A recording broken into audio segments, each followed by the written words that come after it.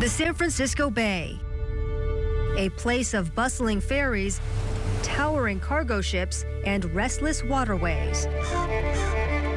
But beneath these waves, a quieter drama unfolds. More whales are moving through, sharing the same paths as our busiest ships.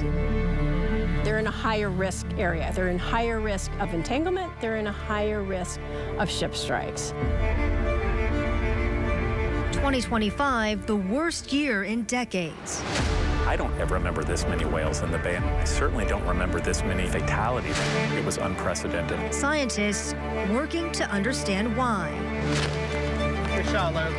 Ferry crews navigating crowded currents while keeping up with passenger demands. They pose pretty incredible challenges for an operator like us. All the way in, pilot. And researchers up and down the coast fighting to protect the future of these great beasts. The more we can continue to do the things that keep them here, these oceans are going to be here for us and for our kids and for everybody else to enjoy.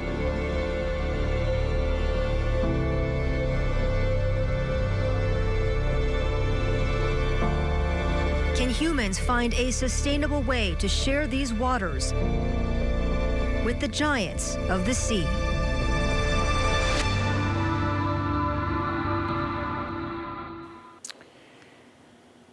Well, it's not the way anybody wanted this season's whale migration to begin. Last week, the first dead whale of the year was found in San Francisco Bay.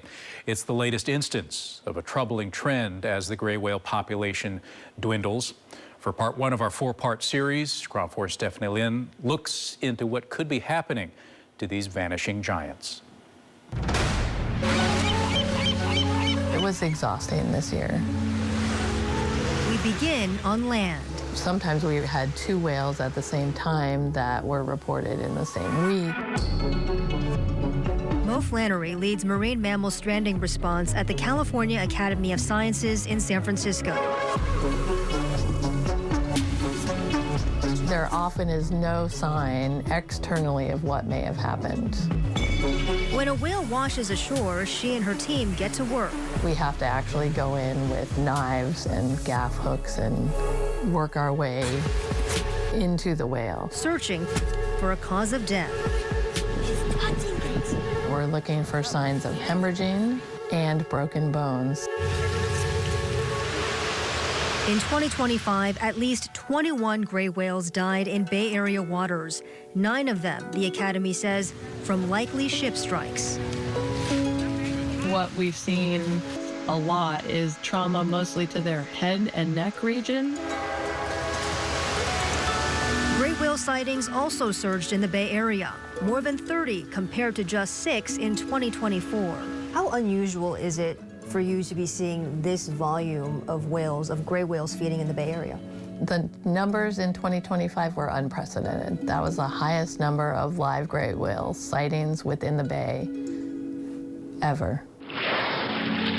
Over half of them stayed for more than 5 days, and we had 1 whale that stayed for over 70 days in the bay. It is really unusual. Kathy George leads cetacean research for the Marine Mammal Center in Sausalito.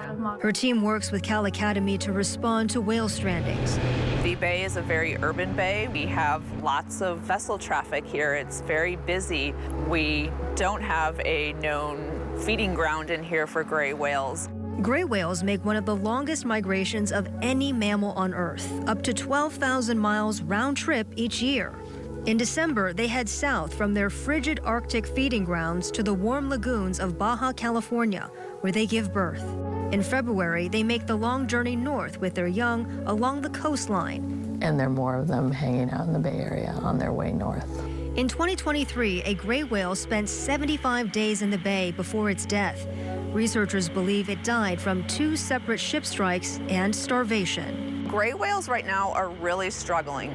In 2016, there were 27,000 gray whales in the population. Earlier this year, NOAA came out with an estimated population of 12,900. So that's over half the whales that are gone. The National Oceanic and Atmospheric Administration warning that continued changes in the animal's Arctic feeding grounds could be impacting the gray whale's food supply. With climate change, changing ocean conditions, warming temperatures, there's less sea ice, so less algae is being produced, and less algae for the algae's prey to eat, and then the whales have less prey to eat. So these whales have less food available to them. So it sounds like because they're looking for food, they're choosing to stick around here longer. Yeah, that is our hypothesis right now. As more whales remain in busy shipping waters, the risk of deadly ship strikes continues to rise. There currently is no regulation that would slow down or move vessels away from the gray whale areas. When you're working to find ways to reduce risks of an industry, you have to be working with that industry. We'll call this meeting to order. Kathy sits on the San Francisco Harbor Safety Committee. I wanted to start with sightings, where shipping and environmental leaders meet monthly. Last week, we were receiving reports of humpback whales in Central Bay. I want folks in this room to leave the meeting thinking about, okay, there were whales seen in this area. How does that impact me? And what should I be thinking about in order for risk avoidance? The group's most recent safety plan, released in 2024, outlines federal recommendations for running vessels around whales. Those include maintaining a minimum distance of 100 yards, staying out of the whale's path of travel, and avoiding approach from directly in front, behind, or alongside the animal. None of these standards are mandatory. It was really unfortunate what happened in the bay. We had a high number of whales, and we have lots of vessel traffic. It just unfortunately sometimes doesn't work out. But it's not stopping us. It's not stopping the maritime industry. So do we need speed regulations in the bay? I think slowing down could help gray whales. Coming up on Vanishing Giants, meet some of the vessel operators in the bay, transporting millions of passengers every year, while navigating the challenge of more wildlife in the water. And later, the race to find solutions, how scientists and federal agencies are teaming up to protect these ocean giants. Stay with us.